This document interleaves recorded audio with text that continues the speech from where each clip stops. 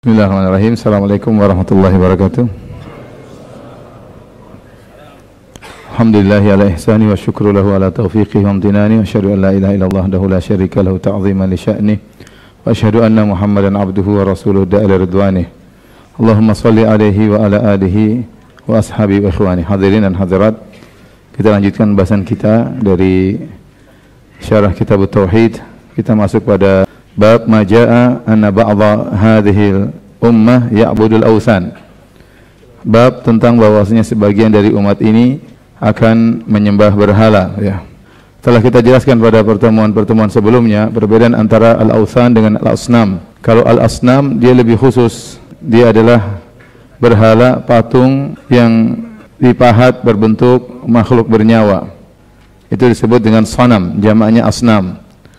Adapun al-awsan jamak dari wasan dan dia lebih umum, termasuk yang disembah apakah dalam bentuk patung, berhala, apakah dalam bentuk pohon, ataukah dalam bentuk kuburan. Oleh karenanya dalam hadis Nabi SAW berdoa, Allahumma la taj'al wathani qabri wasanan yu'bad. Ya Allah, jangan kau jadikan kuburanku berhala yang disembah, ya. Jadi wasan lebih umum daripada sanam, ya. Baik, hadirin yang dirahmati Allah Subhanahu wa taala, di sana ada 3 model manusia dalam masalah mengkafirkan kaum muslimin. Ada 3 model manusia.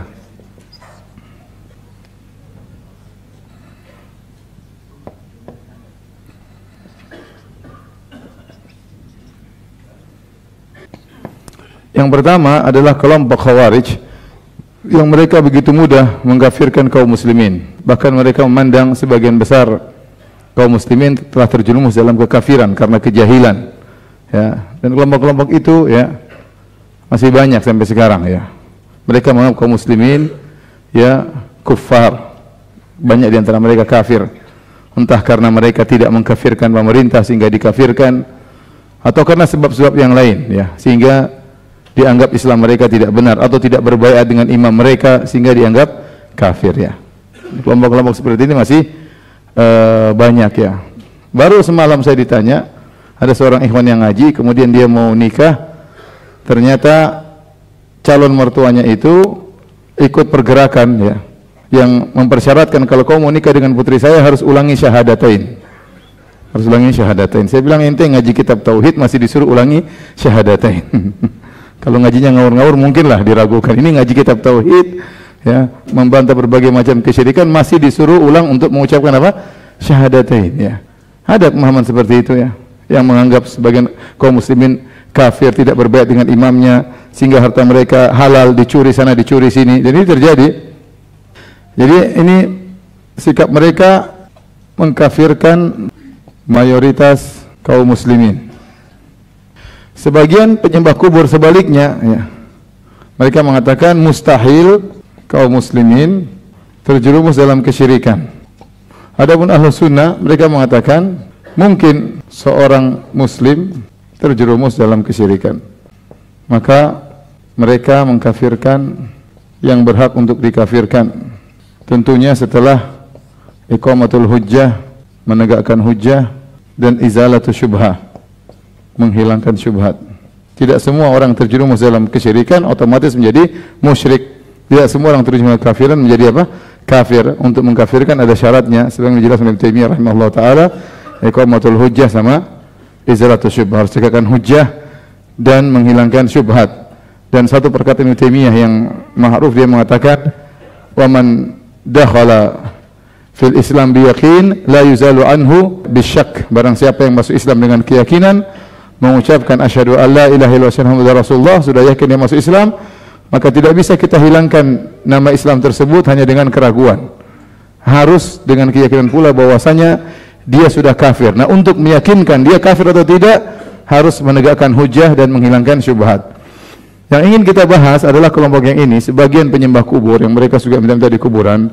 Di zaman Syekh Muhammad bin Abdul Wahhab rahimahullahu taala, mereka menebarkan syubhat.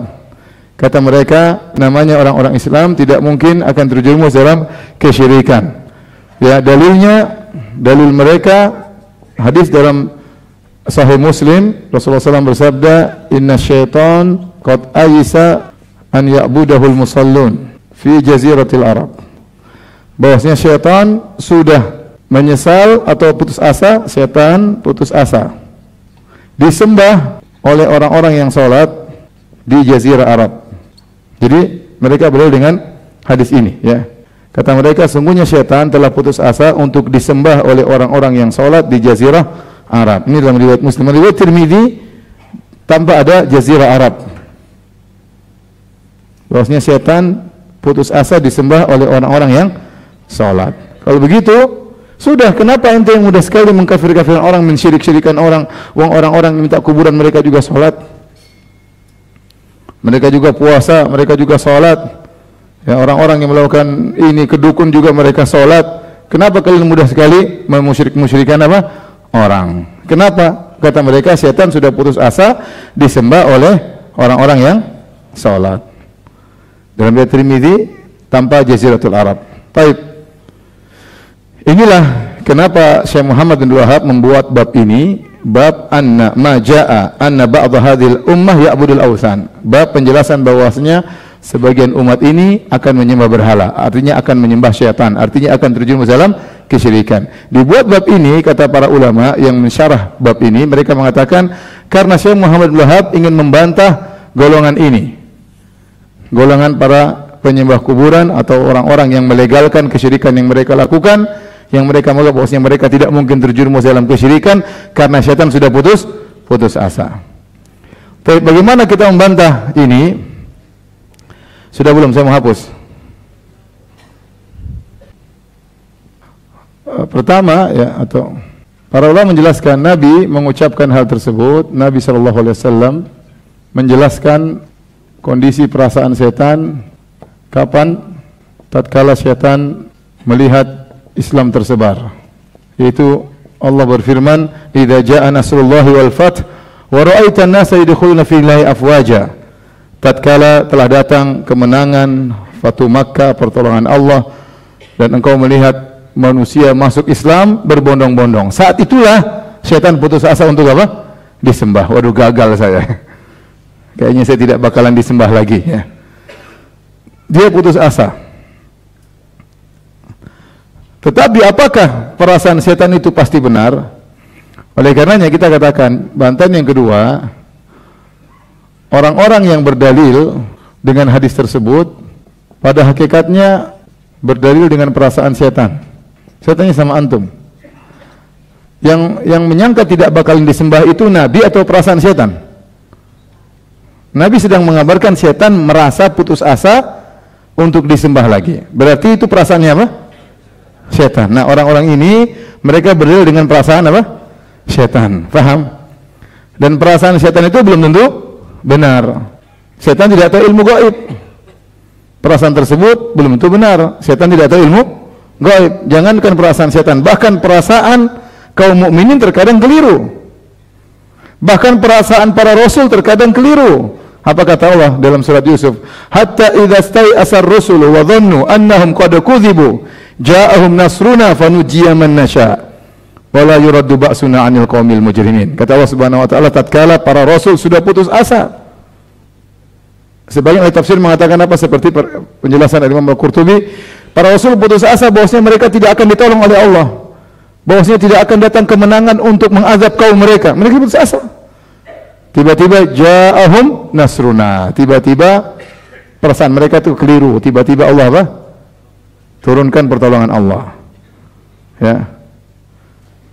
Hatta yaqula ar-rasulu walladzina ma'ahu mata nasrullah. Sampai Rasul dalam ayat yang lain dan orang beriman berkata, mata nasrullah. Kapan datang pertolongan Allah? Mereka menyangka tidak akan datang. Kapan datang? Kapan datang? Ala inna nasrullahi qarib. Ketahuilah bahwasanya pertolongan Allah itu apa? Dekat.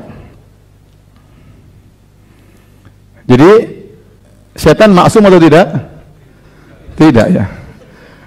Ini perasaan setan, dan perasaan setan bisa salah, ya. Bisa salah dan ternyata salah. Jangankan setan, ya. Orang soleh saja perasaannya bisa apa?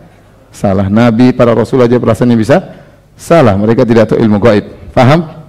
Jadi dalil mereka dengan perasaan apa? Setan. Yang ketiga, perhatikan di sini, Di sini Nabi mengatakan, "Inna syaitan qad ayyisa an ya'budahul musallun." Sungguhnya syaitan telah putus asa disembah oleh orang-orang yang salat. Al-musallun di sini ada dua kemungkinan. Kalau antum belajar usul fikih, maka alif lam di sini ada dua kemungkinan alif lam. Bisa jadi lil istighraq dan bisa jadi lil ahad.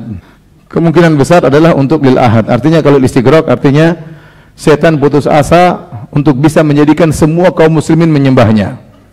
Tapi saya rasa bukan itu tujuan setan. Setan merasa orang-orang yang salat yang dia lihat tidak bakalan sembah dia lagi.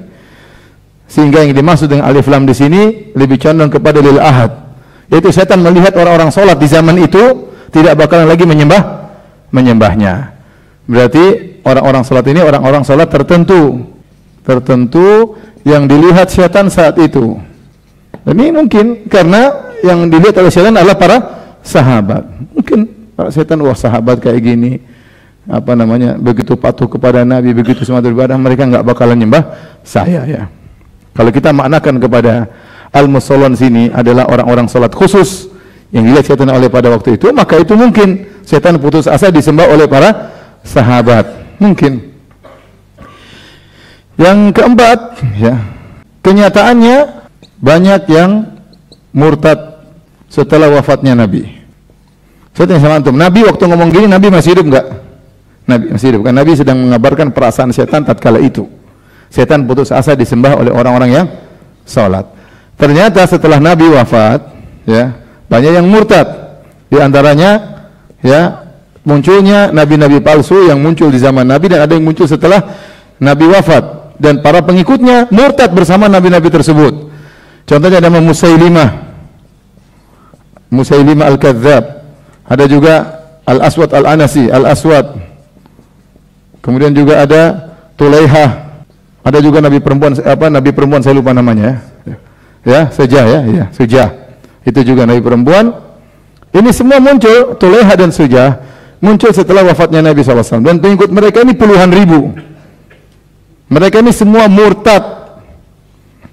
Mereka menganggap ada nabi baru seperti Nabi Muhammad SAW. Ya.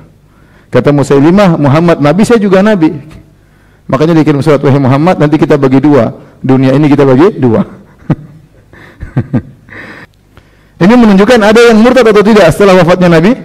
Ada banyak. Kemudian di zaman Abu Bakar banyak yang murtad radhiyallahu anhu. Yang murtad tersebut di antaranya para pengikut Musailimah, Al-Aswad al-Anasi dan yang lainnya, di antaranya orang-orang yang tidak mau bayar zakat. Ya, sampai pada derajat murtad mereka menentang wajibnya zakat. Akhirnya mau diperangi oleh siapa? Abu Bakar radhiyallahu taala anhu. Makanya Abu Bakar dikenal dengan punya jasa besar fi qitalil murtaddin, dalam memerangi orang-orang yang murtad. Abu Bakar punya jasa yang besar. Makanya disebutkan Abu Bakar radhiyallahu anhu tidak sempat mengadakan salat tarawih berjamaah di Masjid Nabawi. Kenapa? Karena beliau sibuk mengembalikan stabilitas keamanan. Karena begitu Nabi meninggal, sana ada yang murtad, sana yang murtad, maka dia perangi. Beliau radhiyallahu anhu merangi mereka. Kemudian muncullah orang-orang zindik di zaman sahabat. Contoh, orang yang dibakar oleh Ali bin Abi Thalib. Mereka terlalu mengagungkan Ali bin Abi Thalib sehingga mereka yu'allihunahu, menganggap Ali sebagai Tuhan. Nah, Ali bin Abi Thalib ingatkan mereka tidak mau, mereka tetap menganggap Ali sebagai Tuhan. Akhirnya Ali radhiyallahu anhu menyuruh menggali parit, kemudian Ali membakar mereka hidup-hidup. Siapa mereka? Mereka murtad atau tidak? Murtad, menganggap Ali sebagai apa? Sebagai Tuhan. Mereka orang murtad semua penyembah syaitan. Ini muncul sebelumnya di zaman setelah wafatnya Nabi sallallahu alaihi wasallam ya. Demikian juga dalam hadis Rasulullah SAW di hari kiamat kelak ada sebagian orang datang hendak mendekati telaga Nabi. Kata Nabi, tahu mereka ditolak. Kata Nabi, ummati mereka umatku. Maka dikatakan kepada Nabi, innaka la tadri ma ahdatsu ba'dak, kau tidak tahu apa yang mereka lakukan setelah engkau meninggal. Innahum qad ghayyaru baddalu, mereka telah merubah dan mengganti. Di antaranya mereka murtad, ya. Oleh karenanya ada orang murtad setelah Nabi sallallahu alaihi wasallam. Kemudian muncul misalnya Al-Qaramitah.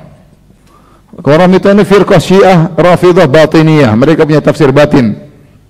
Kata mereka namanya haji itu adalah ziarah kepada guru-guru, ya. Adapun puasa, imsak artinya menahan rahasia, bukan menahan makan dan minum, ya.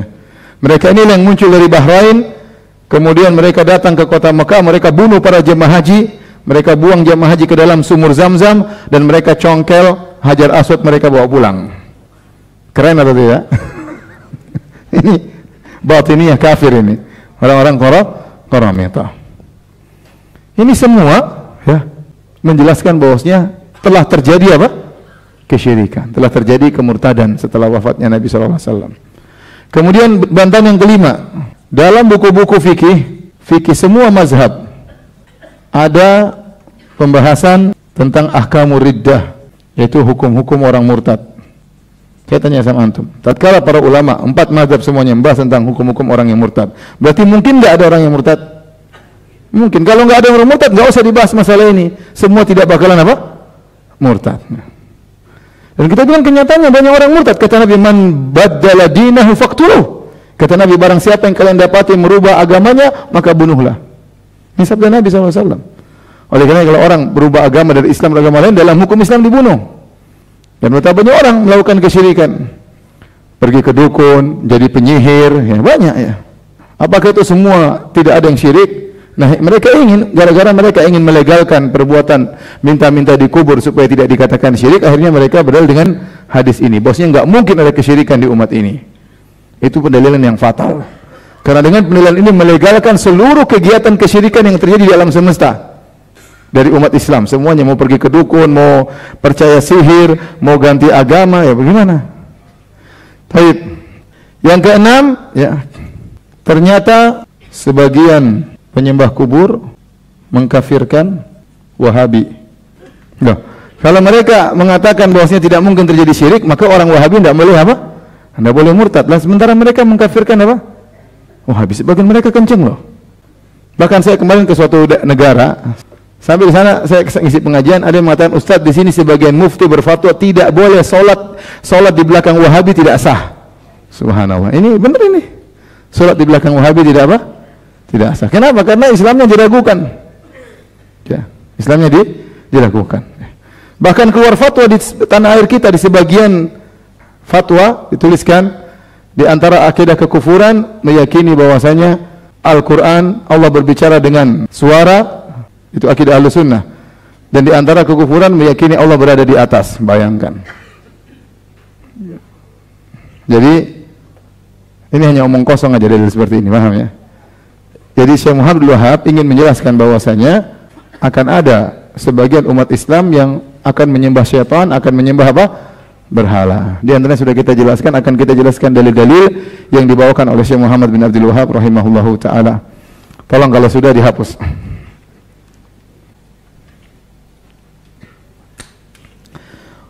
Baik, pembahasan kita bab ma jaa anna ba'd hadhihi al-ummah sayabudul awthan. Bab bahwasanya sebagian umat ini akan berbuat kesyirikan, akan menyembah berhala. Maka Syekh Muhammad Abdul Wahab akan berdalil dengan ayat-ayat yang banyak dan juga hadis-hadis. Ya, namun sebelum kita menyebutkan ayat-ayat tersebut, kita loncat kepada hadis karena hadis ini penting sebelum kita menjelaskan ayat-ayat yang disebutkan oleh Syekh Abdul Wahab rahimahullahu taala. Syekh Muhammad bin Abdul Wahab rahimahullahu taala menyebutkan di antara dalil-dalil bahwasanya umat ini akan menyembah berhala, terjerumus dalam kesyirikan adalah hadis An Abi Sa'id Al-Khudri radhiyallahu anhu. Dia dalam buku loncat beberapa ayat langsung ketemu hadis ya. An Abi Sa'id radhiyallahu anhu, dari Abu Sa'id Al-Khudri radhiyallahu anhu, anna Rasulullah sallallahu alaihi wasallam qala, bahwasanya Rasulullah sallallahu bersabda, la tattabi'unna sanana man kana qablakum. Sungguh kalian benar-benar akan mengikuti jalan-jalannya orang-orang sebelum kalian. Hadzwal qudzati bil qudzah. Dalam riwayat shibran dhira'an bi dhira'in. Shibran itu bukan berarti sehasta demi sehasta, tidak ya. Tapi maksudnya sama persis. Shibran sama persis. Dhira'an bi dhira'in artinya sama persis, antara persis. Jadi sebagian orang salah terjemah. Mereka mengatakan bahwasanya akan mengikuti umat terdahulu sehasta demi sehasta, sejengkal demi sejengkal, sehasta demi sehasta. Bukan begitu maksudnya. Tapi shibran, dhira'an maksudnya sama persis. Dalam riwayat yang lain hadzal qudzati bil qudzah. Sebagaimana samanya antara al-qudzah dengan al-qudzah. Al-qudzah itu adalah anak panah, kalau seorang buat anak panah, setelah anak panah diruncingkan dia bikin risyah, yaitu semacam bulu di kanan kirinya, sayapnya kanan dan kirinya, supaya bisa seimbang dan bisa lurus tepat mengenai sasaran. Nah, sayap kanan sayap kiri ini itu harus sama ya. Ini kan apa namanya, anak panah. Sebelah sini ada apa namanya, sayapnya ini ya. Ini harus sama antara kanan dan kiri. Kalau tidak sama maka tidak seimbang. Nah, kata Nabi SAW, kalian akan mengikuti umat-umat terdahulu, jalan-jalan mereka, sebagaimana samanya sayap kanan dan sayap kiri. Persis, tidak ada bedanya. Kata Nabi, hatta law dakhalu juhra dhabbin la dakhaltumuh. Bahkan kalau mereka masuk dalam lubang dhab, kalian akan mengikutinya. Qalu ya Rasulullah, al-yahud wan nasara. Kata para sahabat, ya Rasulullah, apakah orang-orang yang akan diikuti oleh kaum muslimin adalah Yahudi Nasrani? Qala faman. Kata Nabi, siapa lagi kalau bukan mereka? Hadis ini diriwayatkan oleh Abu Sa'id Al-Khudri dan Abu Hurairah ya, radhiyallahu anhu, dalam Sahih Bukhari, Sahih Muslim, datang dalam berbagai lafal, tapi intinya demikian. Nabi SAW mengatakan la tattabi'unna, itu takdirnya wallahi la tattabi'unna ya. Ini bahasa Arab ya. La tattabi'unna. Di sini kata para ulama ada 3 penekanan. Ini lam namanya lam al-waqi'ah ba'da jawabil qasam ya. Lam al-waqi'ah ba'dal qasam. Lam yang didatangkan setelah ada sumpah. Berarti di sini ada sumpah yang ditakdirkan wallahi. Kemudian namanya nun taukid. Nun at-taukid. Jadi dalam lafal ini ada 3 penekanan. Pertama Nabi berkata demi Allah. Lam sendiri artinya sungguh-sungguh. Nun taukid juga artinya sungguh-sungguh. Jadi demi Allah sungguh-sungguh kalian benar-benar akan mengikuti dengan sungguh-sungguh. Jadi kalau kita artikan demi Allah sungguh-sungguh benar-benar. Jadi ada berapa penekanan? 3 penekanan. Sampai Nabi bersumpah. Artinya Nabi menjelaskan bahwasanya benar-benar akan terjadi bentuk mengikuti orang-orang sebelum kalian. Kata Nabi SAW, la tattabi'unna sanana man kana qablakum. Sanan ya. Di sini ada di sunan dan ada sanan. Kalau sunan jamak dari sunnah, yang artinya jalan atau thariqah, metode ya. Kalau sanan sama, artinya juga apa? Thariqah, jalan. Jadi maknanya mirip-mirip ya. Apa dibaca sanan atau sunan? Artinya sungguh kalian akan mengikuti jalan-jalan, langkah-langkah orang-orang sebelum kalian. Sama persis, tidak ada bedanya. Sampai kata Nabi, hadzal qudzati bil qudzah. Sebagaimana samanya sayap kanan, sayap kiri tatkala di sebuah anak panah. Dan seorang yang buat anak panah dia harus bikin sayapnya sama. Kalau tidak maka tidak seimbang. Sehingga kalau kita putar anak panah tersebut kita bingung tadi yang mana, yang kanan, yang kiri tadi yang mana, bingung. Karena saking samanya antara yang kanan dengan yang kiri. Persis sama persis. Kemudian kata Nabi SAW, hatta law dakhalu juhra dhabbin. Bahkan kalau mereka masuk dalam lubang dhab. Lubang dhab itu apa? Kadal padang pasir ya. Bukan biawak. Kalau biawak haram dimakan ya. Ya, dan ini repot sebagian orang, ya biawak padang pasir lah. Sebagian orang terjemah ini kejadian di dalam kitab Bulughul Maram disebutkan Nabi makan apa? Dhab. Diterjemahkan makan biawak. Sunnah makan biawak. Biawak diambil kemudian dimakan. Padahal biawak itu karnivora, dia makan apa? Daging, dia buas. Dia makan tikus, dia makan ayam. Kalau dhab enggak. Oleh karenanya dhab itu kadal padang pasir. Dia lebih keren daripada kadal Nusantara. Jadi dhab itu boleh, dia halal untuk dimakan ya. Nah, kenapa Nabi menyebutkan lubang dhab secara khusus? Nabi tidak sebutkan lubang buaya ya. Mungkin nggak ada buaya di sana ya. Kemudian Nabi tidak mengubah lubang ular. Kan banyak hewan-hewan punya lubang. Banyak hewan-hewan punya lubang. Ular punya lubang, hewan ini punya lubang, hewan ini punya lubang. Kenapa Nabi menyebutkan lubang dhab secara khusus? Wallahu alam, sebagian orang berusaha mencari hikmahnya. Kata mereka, lubang dhab itu istimewa. Istimewanya pertama, lubangnya berliku-liku. Jadi lubang dhab itu ya, dia tidak lurus begini. Tapi dia bengkok, nanti ada begini, ada begini, ada begini, ada begini, ada begini, bengkok dia. Kalau masuk tuh setengah mati, paham? Kesana, turun lagi bawah, setengah mati. Jadi lubangnya apa? Berkelok-kelok. Susah. Yang kedua, lubang dhab itu hanya satu lubangnya. Dalam kurung buntu. Paham? Beda hewan-hewan lain tuh lubangnya ada lubang masuk, lubang apa? Keluar. Terkadang lubangnya bercabang-cabang kanan kiri. Sehingga kalau orang mau tangkap sini dia bisa kabur ke kiri, bisa kabur ke kanan, dia bisa melarikan diri. Kalau lubang dhab sudah dia masuk, jalan keluarnya lubang masuknya itulah lubang keluar. Sehingga orang kalau menangkap dia tinggal nunggu di satu lubang. Ya.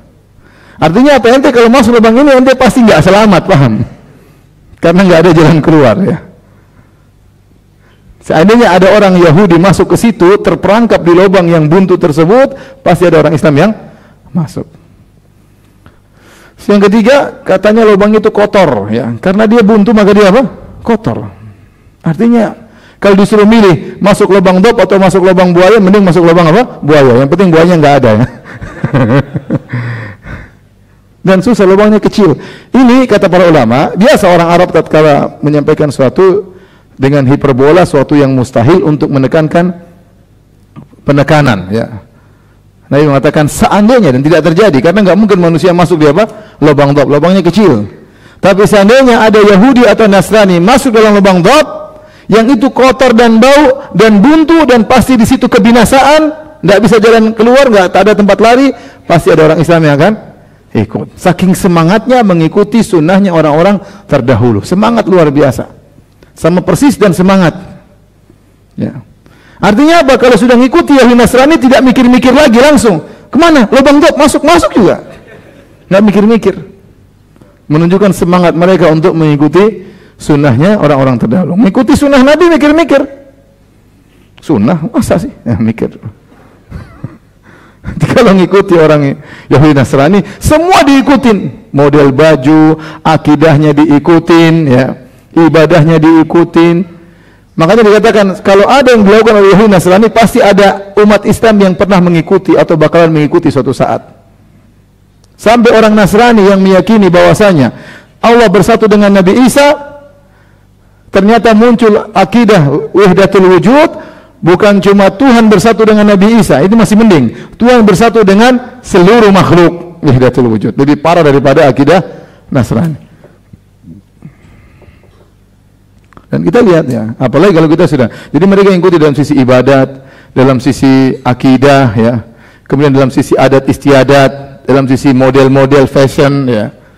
Sampai Nabi SAW menyebut dalam riwayat, hatta law kana fihi man ya'ti ummahu alaniyah lakana fi ummati man yaf'alu dzalik. Sampai kalau ada orang Yahudi atau Nasrani menggauli ibunya terang-terangan, akan ada orang Islam yang mengikutinya. Saya kadang ini benar bisa terjadi enggak? Tapi bisa. Sekarang banyak media, orang bisa nonton macam-macam. Semua sampah-sampah ada di internet. Bisa jadi seorang bergaul dengan orang tuanya sendiri kemudian dimasukkan di internet. Bisa jadi seorang bergaul dengan kakak dan adiknya dimasukkan internet. Orang yang nonton bisa diniru, ya tidak? Dan yang nonton banyak orang Islam. Maka di sini sangat mungkin zaman sekarang. Sangat mungkin. Sampah yang mereka lihat, mereka ikuti akhirnya sampah-sampah tersebut. Waliyadzubillah ya. Oleh karenanya semua, kalau ada orang Yahudi berjalan, kemudian sebelahnya rambutnya panjang, sebelahnya botak, pasti ada orang Islam yang ikut. Jadi tidak perlu tanya-tanya ya. Wah keren, Pak.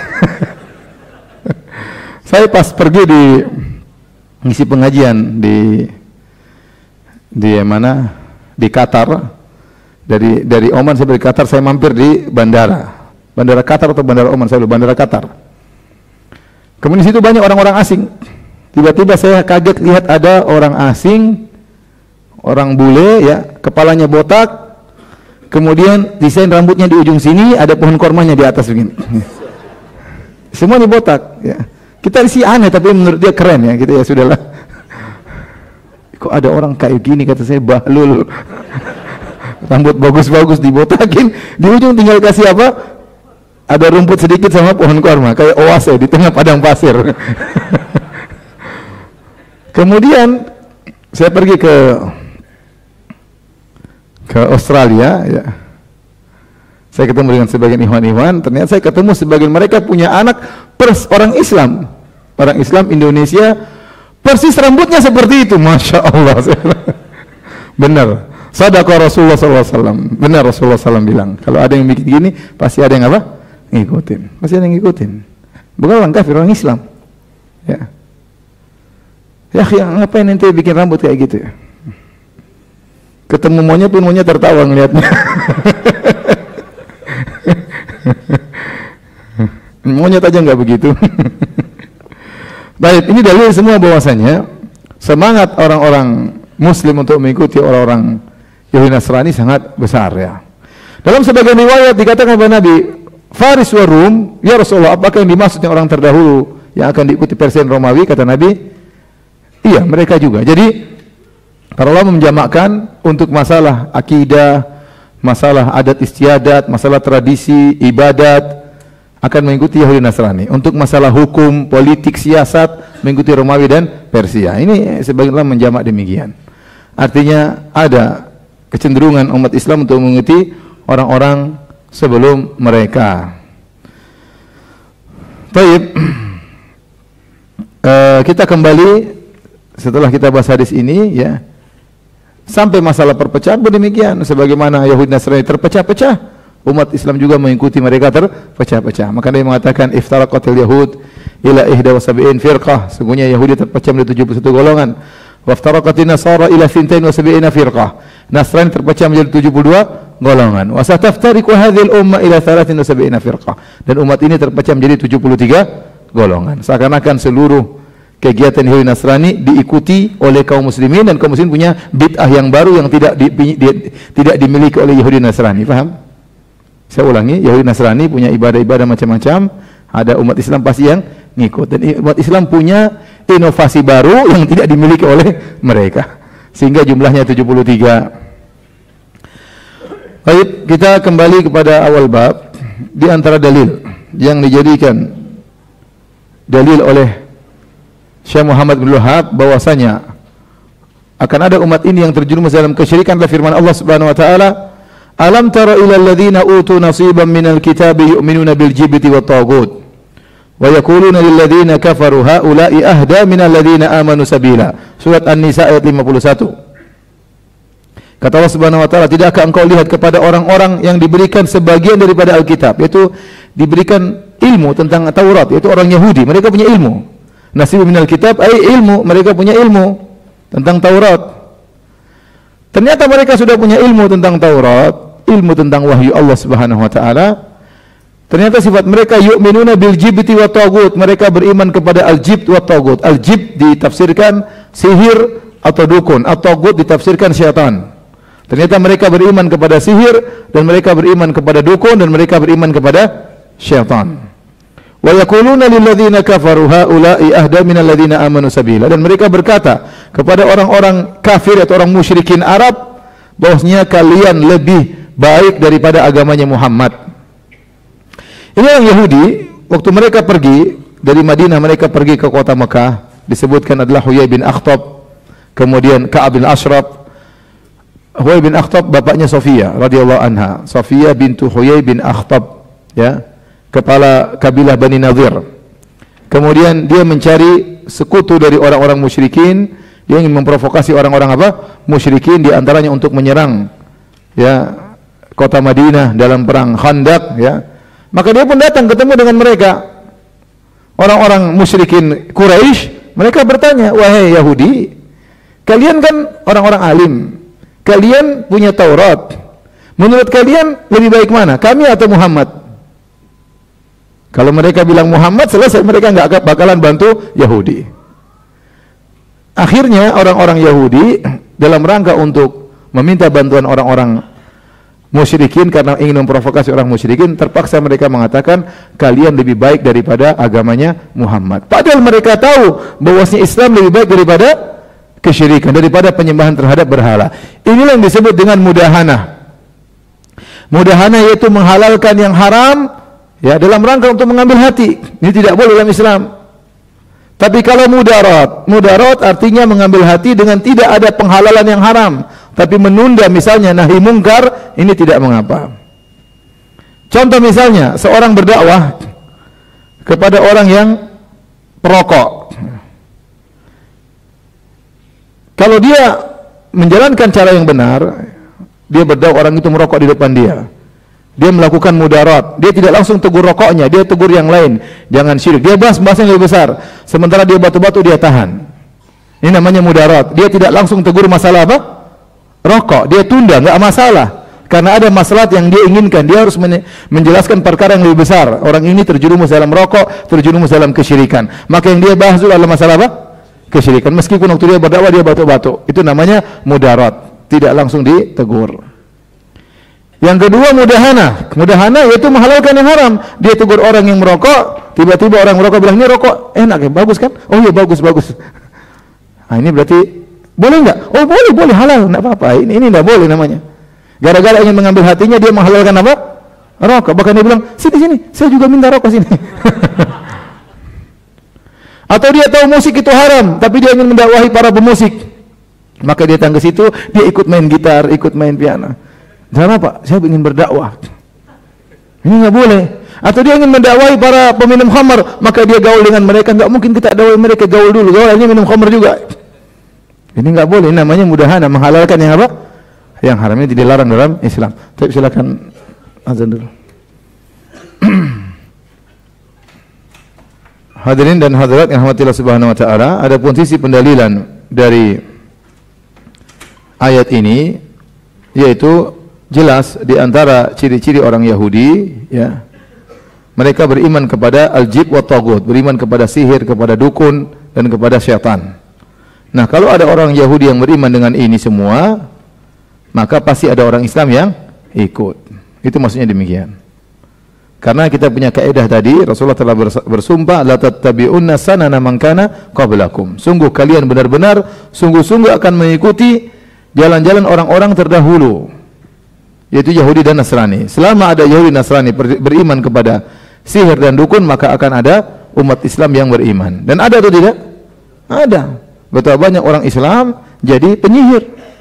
Oleh karenanya banyak nenek sihir dan banyak kakek sihir. Terbukti. Dukun juga banyak. Bahkan sebagian kiai jadi apa? Dukun. Bahkan saya dengar sebagian dukun diekspor ke Malaysia. Saking hebatnya dukun tersebut, dia buka perguruan di sana, ya.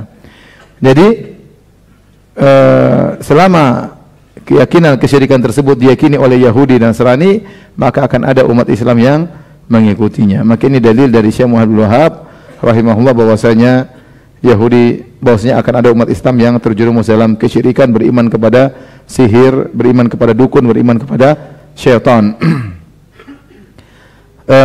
Dan ini juga peringatan kepada kita bahwasanya seorang punya ilmu belum tentu dia selamat. Lihatlah orang-orang Yahudi, utu nasibam minal kitab, diberikan sebagian ilmu dan mereka punya ilmu, namun mereka tidak mengamalkan ilmu yang mereka miliki, ya. Justru mereka tersesat di atas ilmu. Makanya mereka disifati dengan al-maghdub alaihim, yaitu yang dimurkai oleh Allah Subhanahu wa taala. Kenapa dimurkai? Karena mereka sudah punya ilmu namun mereka tidak mengamalkan ilmu mereka. Demikian saja, insyaallah kita lanjutkan pekan depan pembahasannya. Kita jawab pertanyaan yang masuk. Pertanyaan pertama, bagaimana status Khawarij menurut pandangan Ahlus Sunnah? Apakah kafir? Apa benar ada ijma menyatakan Khawarij tidak kafir? Pendapat yang benar, memang ada khilaf, tetapi yang benar Khawarij tidak kafir. Ya, diriwayatkan Ali bin Abi Thalib berkata, minal kufri farru. Apakah mereka orang kafir? Kata Ali bin Abi Thalib, minal kufri farru. Justru mereka lari dari kekufuran. Apakah mereka orang-orang munafik? Orang-orang munafik la yadhkurunallaha illa qalila. Mereka tidak berzikir kecuali, tidak mengingat Allah kecuali cuma sedikit. Adapun orang Khawarij, ibadahnya luar biasa. Baca Qur'annya luar biasa, salat malamnya luar biasa, puasanya salat biasa, luar biasa, sampai Nabi berkata, tahkiruna salatakum ma'a salatim wa siyamakum ma'a siyamihim. Kalian akan merasa minder wahai para sahabat kalau membandingkan salat kalian dengan salat mereka. Kalian akan merasa remeh tentang puasa kalian kalau kalian bandingkan dengan puasa orang-orang Khawarij. Sehingga orang Khawarij mereka ibadah mereka sangat luar biasa. Sehingga dikatakan oleh Ali bin Abi Thalib, ikhwanuna bagaw alaina. Mereka adalah saudara-saudara kita yang melakukan pembangkangan terhadap kami ya. Di antara dalil bahwasanya Khawarij bukan orang-orang kafir, Ali bin Abi Thalib radhiyallahu anhu tidak mengambil harta mereka sebagai ghanimah. Kalau mereka orang kafir, maka Ali bin Abi Thalib akan mengambil harta mereka sebagai ghanimah. Dan Ali bin Abi Thalib radhiyallahu anhu tidak menjadikan istri-istri mereka sebagai sabaya, sebagai tawanan perang. Ini menunjukkan bahwasanya Ali bin Abi Thalib tidak bermuamalah dengan orang Khawarij dengan muamalah kufar, tidak ya. Jadi mereka yang benar, mereka tidak kafir, tapi mereka tersesat. Ya, sampai sekarang orang Khawarij yang suka mengkafirkan kaum muslimin, mereka demikian, ibadahnya luar biasa. Kita terkadang terpesona melihat mereka, tapi luar biasa pemikiran mereka. Kaum muslimin apa? Kafir. Oleh karena kita tidak boleh bermudah-mudahan dengan mereka. Antum bayangkan orang-orang Khawarij yang ada di Arab Saudi. Mereka sempat ingin mengebom tangki minyak kilang minyak di Arab Saudi. Yang di sekitar kilang minyak tersebut ada pemukiman ribuan orang dan tidak berhasil. Kalau kita nganggap remeh, kasihan mereka juga Islam, mereka juga sunnah, mereka semangat. Antum bayangkan kalau mereka ngebom ribuan orang yang mati. Ya. Jadi kalau ente kasihan sama mereka, ente tidak kasihan sama ribuan orang yang bakalan apa? Meninggal dunia. Ya, nah sebagian orang kemudian bela-bela ISIS, ya akhi, taqillah. Ya. Ini Muhammad sepele. Orang kalau sudah terjerumus dalam bid'ah, otak mereka enggak jalan ya akhi. Coba lihat perempuan ngebom, bawa anaknya disuruh ngebom juga. Ngebom bunuh diri mati, yang mati berapa? Kalau hitung-hitungan ini bahlul ya. Coba mereka ngebom 4 orang, yang mati mungkin cuma 3 orang, kan konyol namanya. Kalau dia ngebom yang mati 1000 masih mending. Ini tempat yang bom yang mati cuma berapa? Tapi subhanallah, lihat otak nggak jalan. Saking nggak jalan otaknya, mereka ngebom orang di masjid. Coba mau dapat bidadari, ngebom di mana? Di masjid, langsung dapat bidadari. Langsung buka puasa, mau ngebom buka puasa dulu, kemudian ngebom katanya mau buka puasa sama Nabi SAW di surga. Ya akhir di surga sudah nggak ada puasa. Di mana subhanallah? Otak nggak jalan. Orang udah kena bid'ah, hati-hati. Jadi oleh karenanya, itu berlaku dalam semua bid'ah ya. Betapa banyak orang kalau sudah terkena bid'ah, otaknya sudah nggak jalan. Coba minta ke kuburan. Gimana minta ke kuburan? Orang mati, sudah tidak bisa mandi, makanya kita yang mandikan. Sudah tidak bisa pakai baju, kita yang kafankan. Sudah tidak bisa sholat, kita yang sholatkan. Sudah tidak bisa masuk ke rumahnya, kita yang kuburkan. Setelah itu kita minta sama dia. Kalau dia bisa mandi, kita bilang ente mandi sendiri, ngapain kita mandikan ente? Kalau dia bisa pakai baju, kita suruh pakai kafan sendiri. Tapi lihat orang-orang sudah terkena pemikiran bid'ah, minta ke kuburan. Minta ke kuburan. Lihat orang-orang yang terkena tasawuf. Kata Imam Syafi'i rahimahullah dari Yunus bin Abdul A'la, sami'tu Syafi'i yaqul. Kata Yunus bin Abdul A'la, aku mendengar Imam Syafi'i rahimahullah berkata, man tasawwafa anna rajulan idza tasawwafa awwal an-nahar la ya'ti al-'asr illa waqad dhahaba aklu aw kama qala Syafi'i. Barang siapa yang di pagi hari ikut tasawuf, maka belum datang asar kecuali dia enggak beres akalnya. Coba lihat orang jaga la ilaha illallah 2 jam. Ya akhi, ente bahlul apa begini? Kalau kita gemuk-gemuk gimana cara berpikir begitu? Ya sih berjam-jam begini, loncat sini nari dari mana itu? Apa itu dari Islam? Mana akalnya enggak jalan? Kalau ente ingin ikut sunnah Nabi, ente salat malam 2 jam ya sampai kaki bengkak, itulah sunnah Nabi SAW. Bukan joget-joget, loncat-loncat seperti itu, menari-nari, tasyabuh dengan orang-orang Nasara. Ya. Makanya ikhwan, hati-hati, kita berusaha terus berada di atas manhaj salaf. Ya, jangan terpengaruh dengan bid'ah, jangan terpedaya dengan perkataan-perkataan mereka. Ada syubhat, tinggalkan, jauhi. Jangan coba-coba dengar syubhat. Hati itu lemah, ya. Al-qulub dha'ifah wa syubhat khattafah. Hati itu lemah dan syubhat menyebar-nyebar. Demikian saja kajian kita. Wabillahi taufiq wal hidayah. Assalamualaikum warahmatullahi wabarakatuh.